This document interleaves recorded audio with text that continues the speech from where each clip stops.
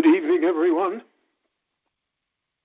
There's supposed to be a special introduction of me by Rabbi Levy of Torah Umesorah, but due to technical difficulties, I have the honor of introducing myself.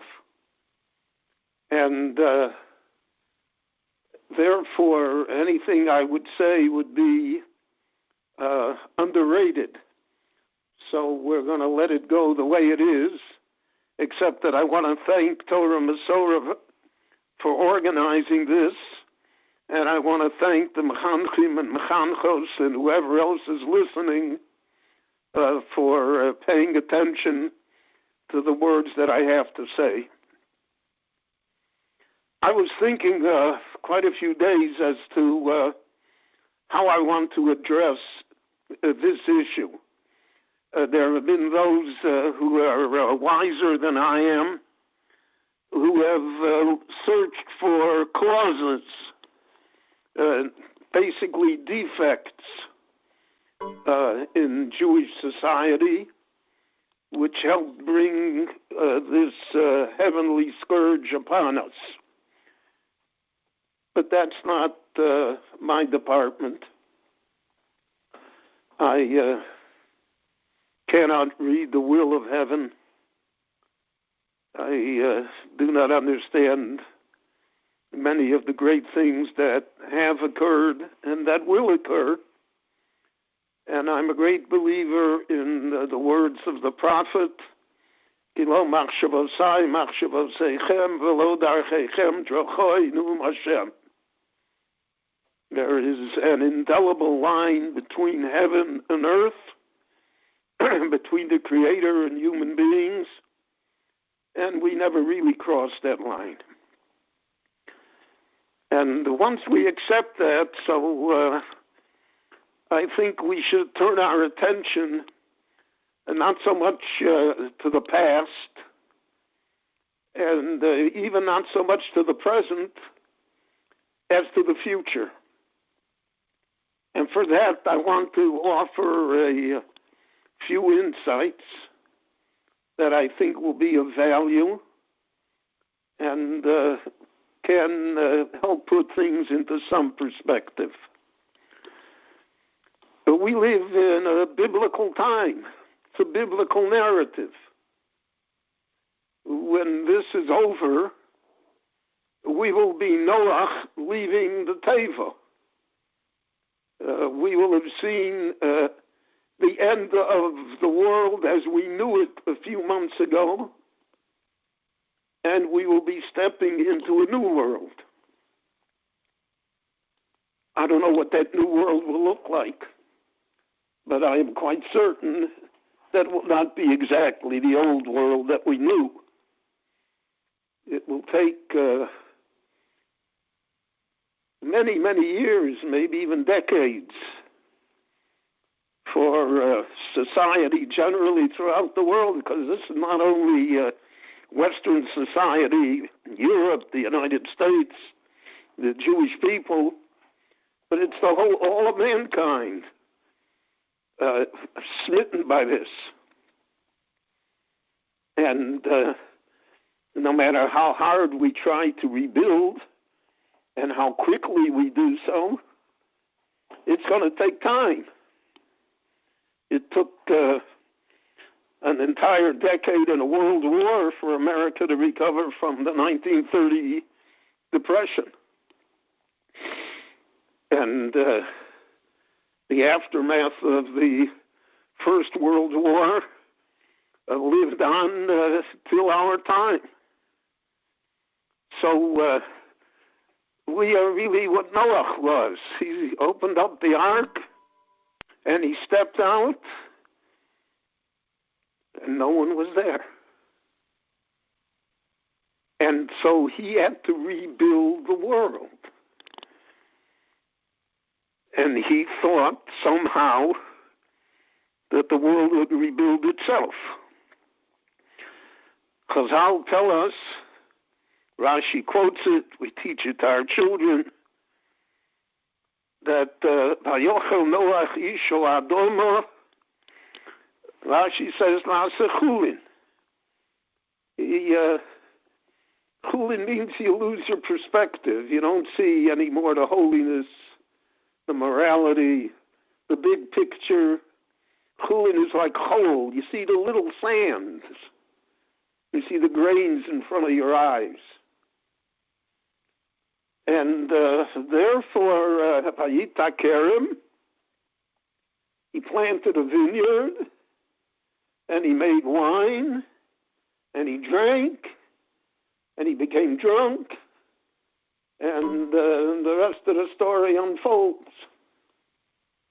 Now, this always was a disturbing idea to me, because the Torah does not lavish compliments upon people.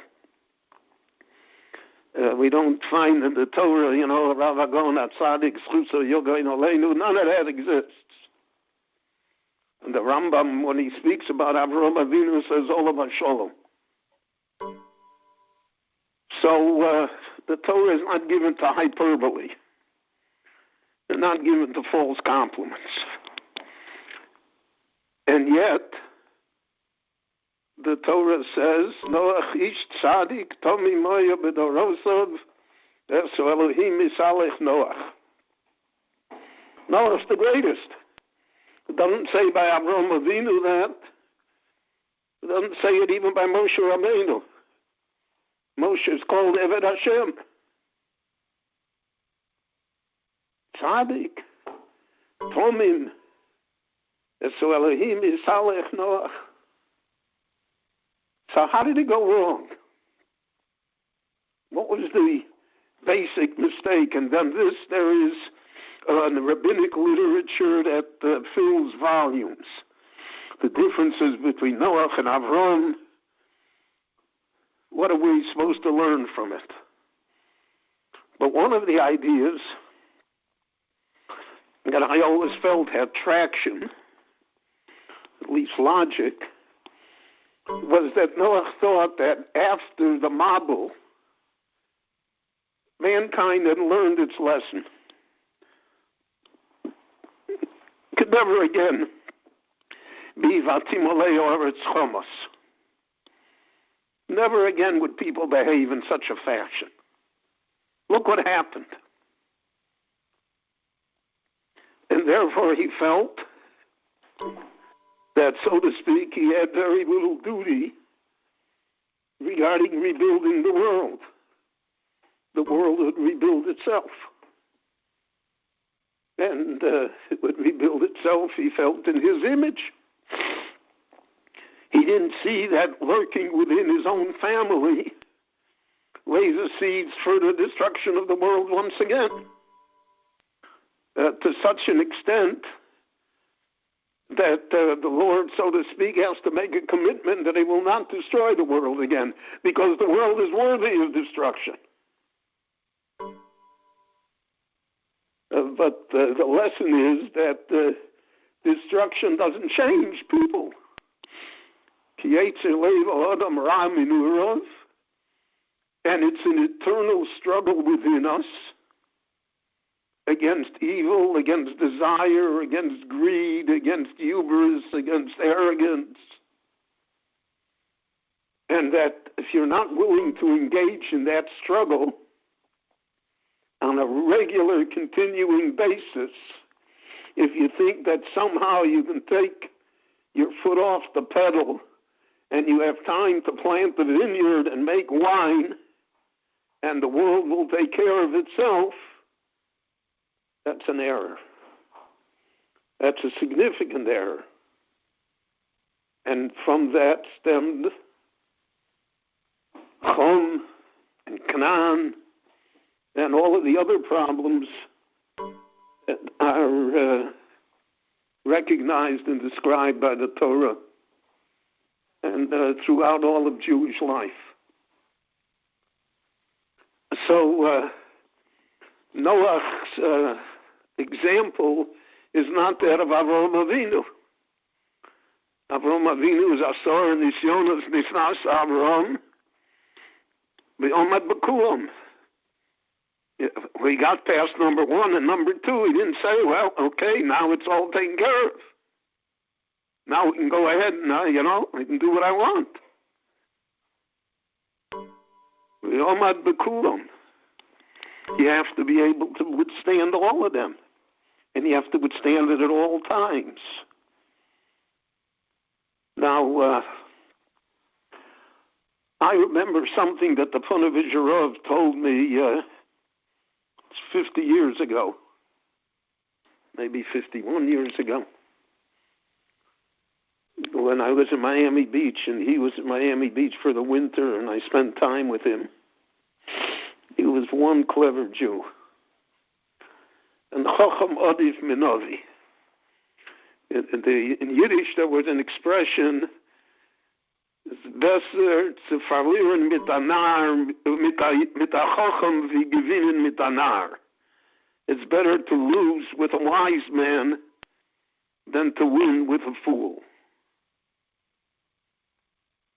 We're afraid of wise men because they make us uncomfortable. We like fools because they're sycophants. They say what we want them to say. They never challenge us. So he told me as follows. I remember once we were talking about the fact that after he built the yeshiva in Bnei Brak, the great Ponevezh yeshiva, he embarked on a campaign. He dreamt that he was going to rebuild, he told me, 18 yeshivas that had been destroyed in Lithuania. So he took on the Grodna yeshiva, Reb Shimon's yeshiva, and he rebuilt it in Ashdod. And he was going to rebuild another yeshiva in the northern part of Israel in the Galil. And naturally, this put a great strain financially on Ponevezh itself. And since he was Mr. Ponevezh, so the great strain really descended upon his frail shoulders. He was not a well man. He'd had a very hard life. So I was then young and arrogant. When you're old, you're less arrogant. But then I said to him, Rebbe, was darfst du haben? Why do you need this? Your Ponevezh is enough. More than enough. So he told me, he said, we're still living in an 8 ratzon, he said. We're living in a time, and he gave me the example.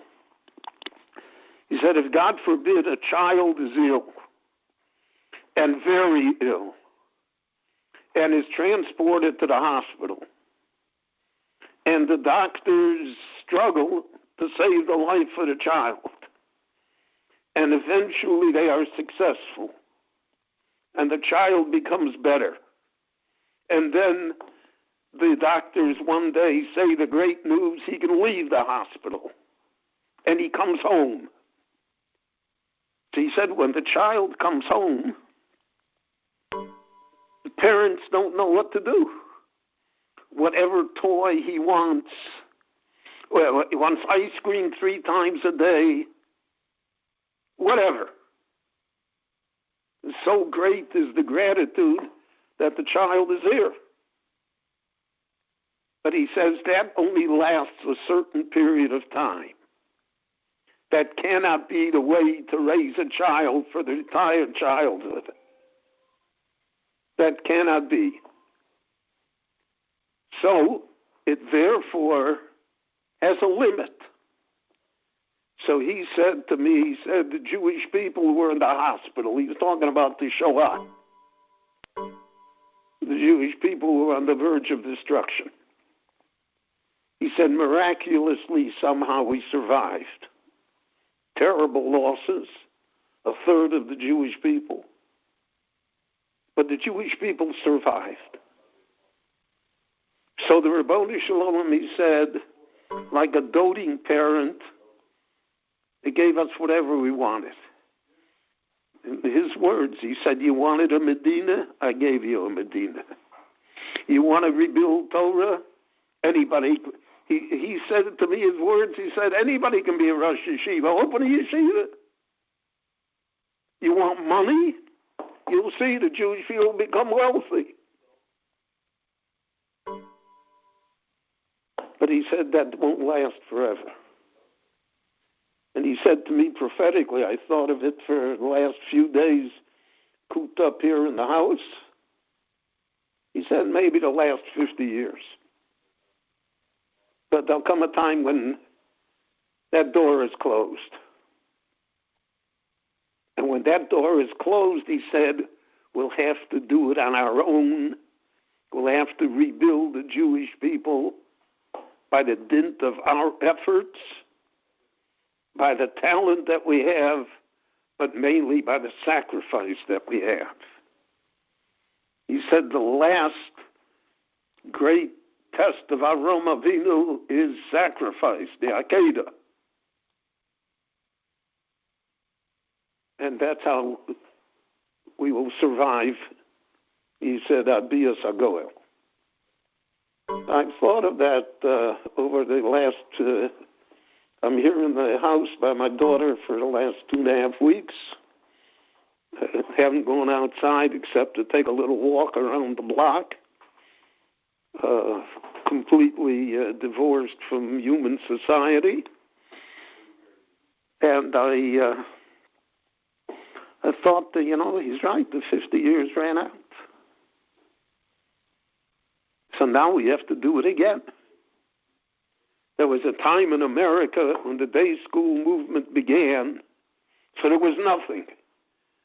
When Rabbi Soloveitchik made Maimonides, Rabbi Teitz made Elizabeth, Chaim Berlin made a place, Eitz Chaim was in Borough Park, but that was it. And people came, and by enormous personal sacrifice, rebuilt the Jewish people. That's how we have a state, and that's how Torah Umesorah was built. Torah Umesorah was built by the iron will of Mr. Mam'leaches and Rabbi Wein, Dr. Joseph Kamenetsky, and hundreds of B'nai Torah who were willing to sacrifice, who left comfortable places to live and went to Kansas City and St. Louis and all sorts of other hinterland places. I remember Rabbi promised, he said, anyone who's willing to sacrifice, he said, I guarantee that their children will be all right. Even though there was no chinuch for their children except, and the day schools originally would not pass muster what they are today, or what we demand today. But they were successful because they were built with sacrifice. They were built with a vision. They were built with great faith. It wasn't just a profession to be a Melamed. It wasn't just you're a teacher. You're not a teacher. You're a savior of Klal Yisrael. It's up to you. And, I never want to use myself as an example because I'm not worthy, but I remember I was offered to leave Chicago in my law practice and to go to become a Rav in Miami Beach, and the shul then in Miami Beach had 39 families and was in a storefront, and I had 4 little children to raise, and my salary the first year in the Rabbonis was less than the income tax I paid the last year as a lawyer. So I asked my Rebbe, Rabbi Kreisler, I don't know, And he said, he told me, Mordechai said to Esther, if you don't do it now. God is giving you an opportunity. You don't want the opportunity. So Miami Beach will get another rose. Don't worry about it. But there are consequences. And I heard him very carefully. Now, I'm a very small example of it. There are people who made far greater sacrifices. People who built, created the Torah world.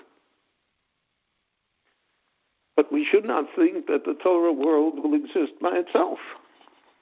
That it's automatic, that, when all of this is over, we'll just go back. And we'll have curriculum, and we'll have professional studies, and we'll have this, and we'll have that. And, the tuition will get collected. All of that, my friends, I think is going to be gone for a while. It's not going to be able to, you're not going to be able to pay those tuitions. The schools are not going to be able to afford all the things that they have now.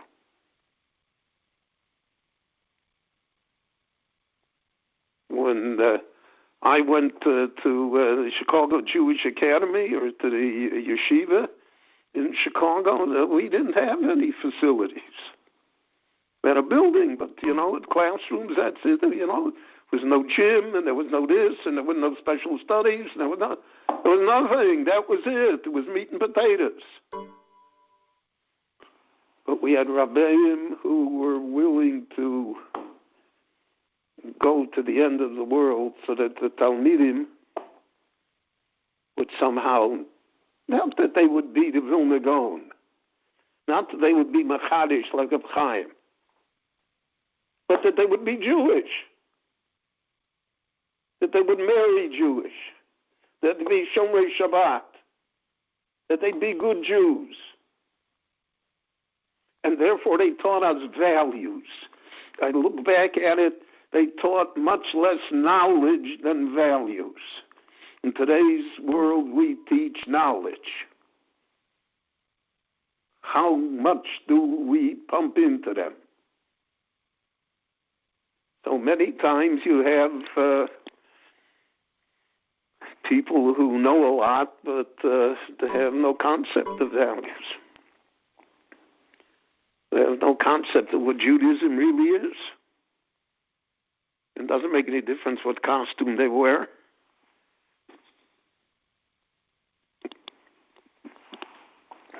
Or what provisions of piety they profess. They have no concept of what it is. The Rambam says that the basic requirement is v'yodata hayom v'shevos elovecha ki Hashem hu Elokim b'shamayim mimal v'aloretz mitochas ein od. So he says v'yodata hayom. The main thing is to know it. And that's why the first bracha that we make almost is Atachuri Lodom Das. And Chazal say, if there's no Das, there's no Havgolah, there's nothing. There's no analysis. No, but you can't figure it out if you don't have Das. And Das is to know, Kaviyachal, the value system that the Rabbanu Shalom wants from us. And with that, in my opinion, in order to be able to know that was my experience in my years of learning. I mean, you'll take a look at the Sifrei Musar. So you have basic Sifrei Musar. That the Ramchal, Rabbeinu Bechaya, Rabbeinu Yonah, the Orchos Tzadikim,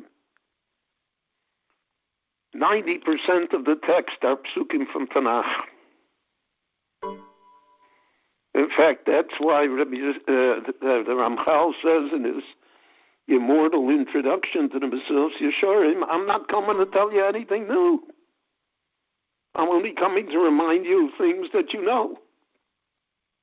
Now, he assumed that you knew Tanakh. He assumed that the people of the book knew what book you were talking about.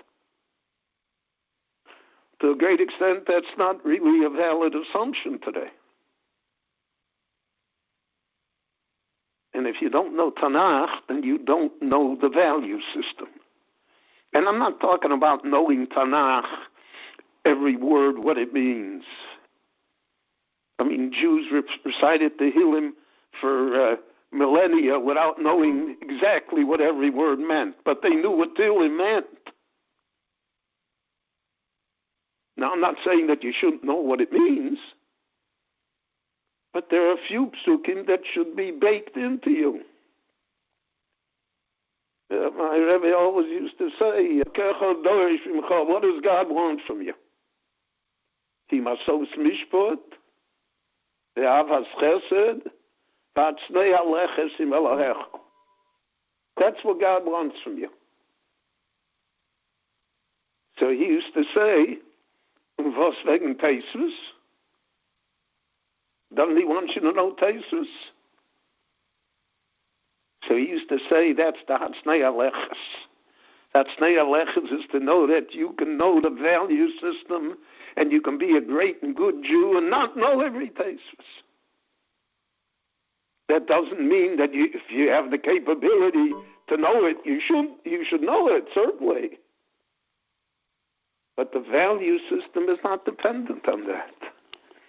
The value system is dependent on what does God want from you? That's the question. The Mesil Yeshorim begins, what are we doing here? Is that a question that we ask in our schools? Is that it? So that issue is never raised, and then you're blindsided by a pandemic or a depression or all sorts of things that happen. So how can you deal with it? What did he want from me? Why did this happen to me?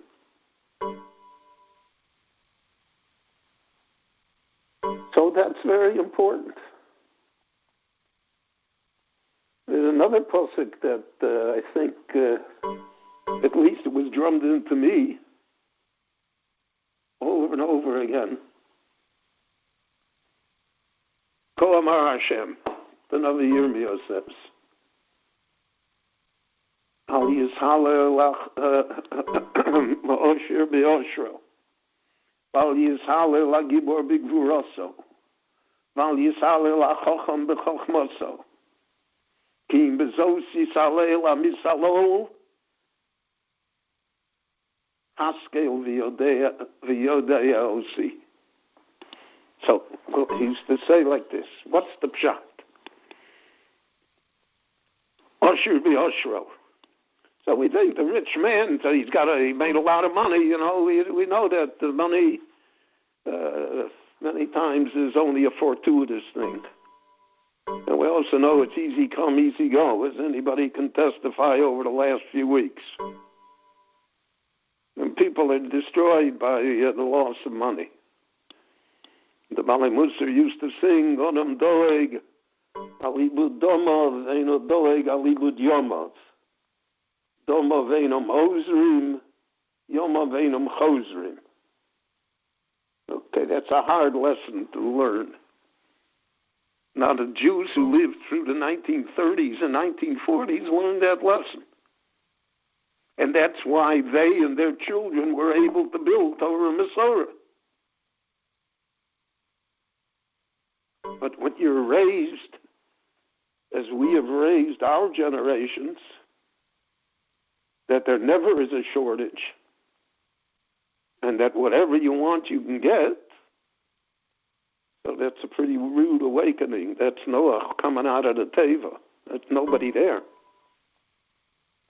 So he said, Al Yisrael Osher. Chazal say, who is an Osher? Osher Asameach V'Chelko. Can there be a greater Osher than that? Somebody says enough. Chazal say, Mi sheyesh lo mona rotze Messiah. Whoever has 100 wants 200. So that's true for 100 million also. There is nothing, the word enough doesn't exist in our vocabulary. And here the Chazal say, but we have here such a Jew that he's sameach v'chelko. He's satisfied with what he has. That's sufficient for him. So, should he not be worthy of praise? Al yisalel osher be'oshro. And then a gibor b'gvoroso. Somebody that is a gibor, a hero, a strong man, a courageous man, a brave man, a warrior, who isn't frightened by others. A rare person, because we're all frightened by others. What will the other person say? What will he do? I have to do this because everybody does it. I have to conform. It's not me, but I got to do it. And here you have a gibor. And who's the gibor? HaKovesh Yitzro. He knows his Yetzer Hara. He knows his weaknesses. He knows where he is vulnerable. And he takes active steps to avoid that vulnerability, to be able somehow to overcome it. So he's the true hero. He's the gibor. And nobody has a bigger gibor than that. I want to do it. I have the ability to do it. And I don't do it because I have the self-discipline not to do it. So that's Gvura.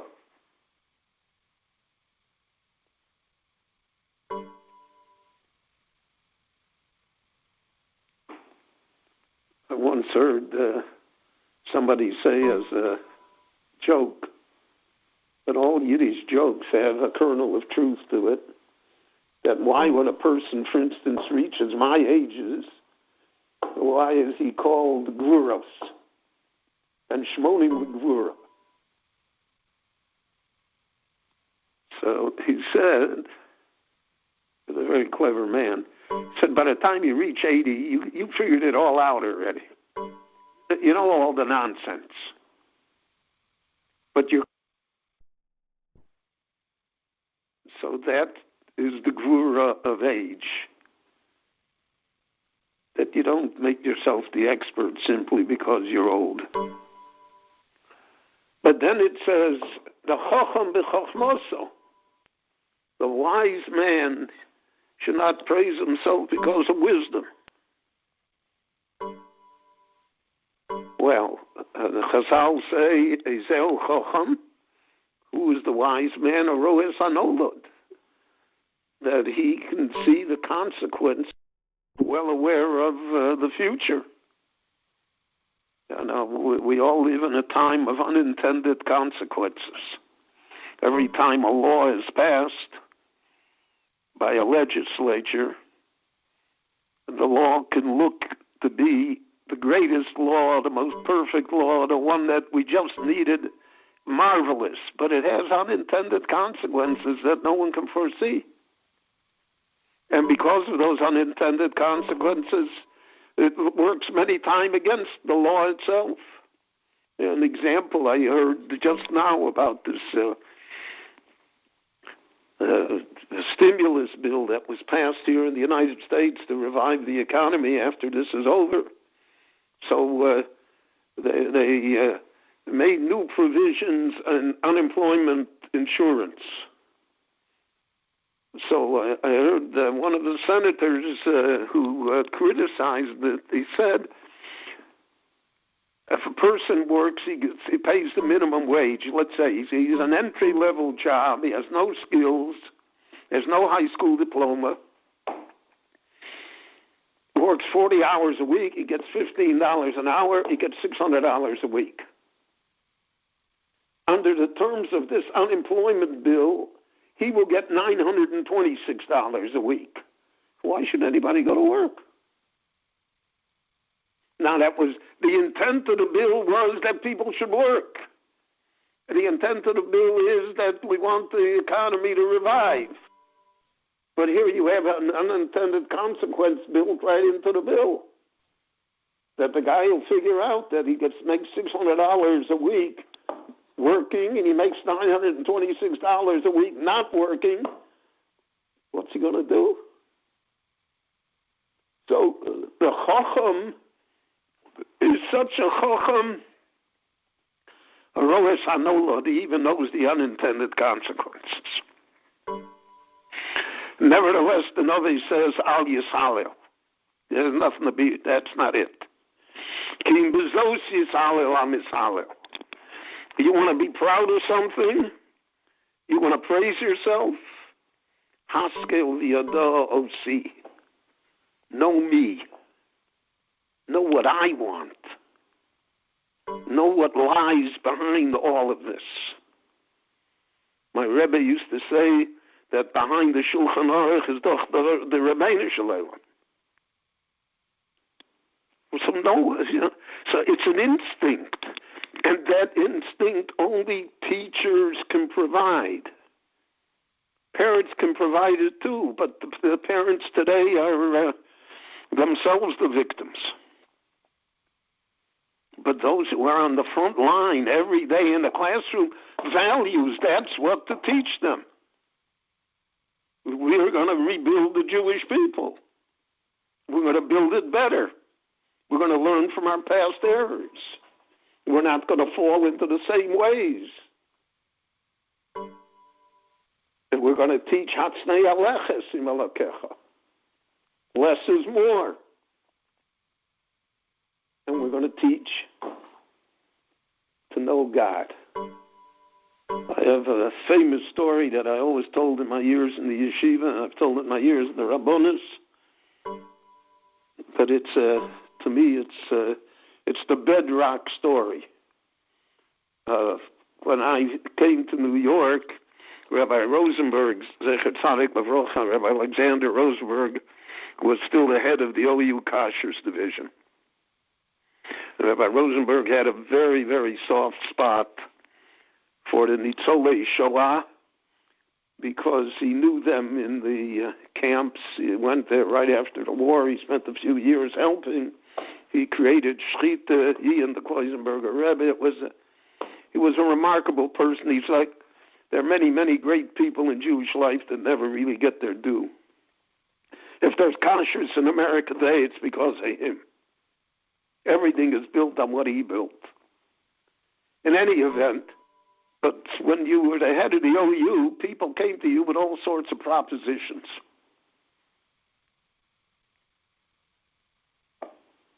And Rabbi Rosenberg was a master negotiator. And I remember I was in the office one day, and he was there, and a Jew came, a refugee Jew who built himself up and had now a food company. And he was making a second food company. And he came to Rabbi Rosenberg and he said, I must have the OU Hechsher. I'm opening this company in 2 weeks, and I need the Hechsher. He said, I'm printing the labels, and on the labels already I have the OU printed. So Rabbi Rosenberg said to him, it takes time. We have to go over all the ingredients. We have to find your suppliers. We have to see the process. And then we have to bring it to the Rabbinic Commission that they should decide. And then after Rabbinic Commission, we bring it to the Commission of the laymen to decide the contract. This is a matter of months. It's not a matter of 2 weeks. And the man was upset. And he said, Rabbi Rosenberg, I told you I'm printing the labels. The daf is on. We gotta have it now. Rosenberg was a master negotiator, as I said. So he was silent. He didn't say anything. So the man mistook the silence, and he said, Rabbi Rosenberg, I'll tell you what. He said, I'm willing to set aside 5% of the shares in this company for you to do whatever you want with it.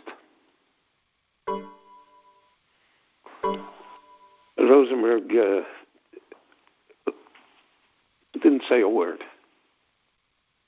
So the man started to negotiate with himself. He said 6%. And then finally he said, my final offer, I can't do better, Rabbi Rosenberg, is 7.5%. And then Rabbi Rosenberg just said a few words to him in Yiddish. He said, Was sagt Gott dazu? What would God say to this conversation? And that ended the conversation. The man was so embarrassed, he slunk out of the office.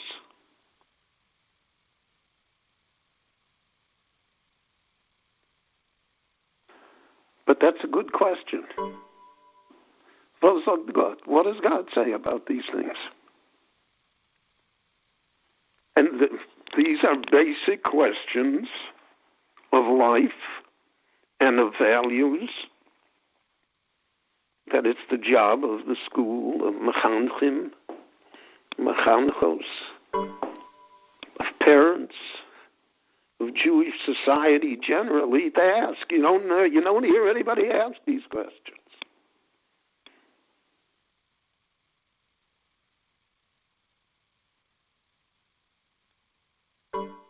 When I grew up, again, I grew up in a completely different generation, so it's no comparison to today. So I don't use it as criticism. I just use it as history. But nobody asked, how long did your Seder take? No one asked that. No one asked, what did you ask for when you stole the Afikomen? No one stole the Afikomen. What are you talking about?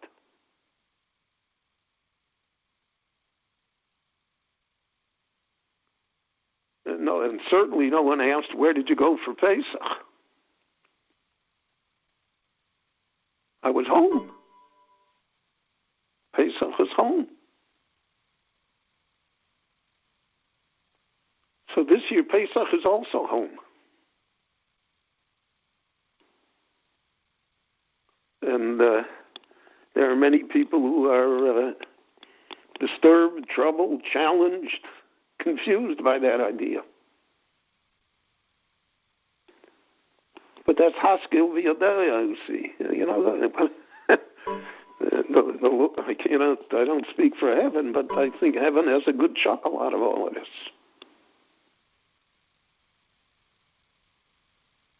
Because we're talking about values. And the Jewish people will be rebuilt with values. Tzion b'mishpat tipodeh, v'shover b'tzedakah, the Navi says. If you listen to what the Nevi'im say, they're talking to us. Chazal say there were thousands of Nevi'im, but their words were not written down because they were talking only to their generation. But everyone that was written down is talking to us. So we should at least know what they say. We should know what their value system was. So we will together rebuild the Jewish people. Stronger, better, closer to its core, with a strength of purpose and a clarity of vision, and with a strength within us to know to do what is right and not to think that it will happen automatically. Again, in my time, we all went to public school. If you went to public school and you sang Christmas carols and you were indoctrinated with the American melting pot idea,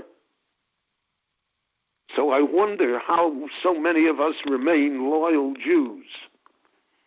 And that was because the parents insisted on it. My mother used to tell me often, what did you learn in school today? And I would tell her, and she said, well, forget that. That's not who we are.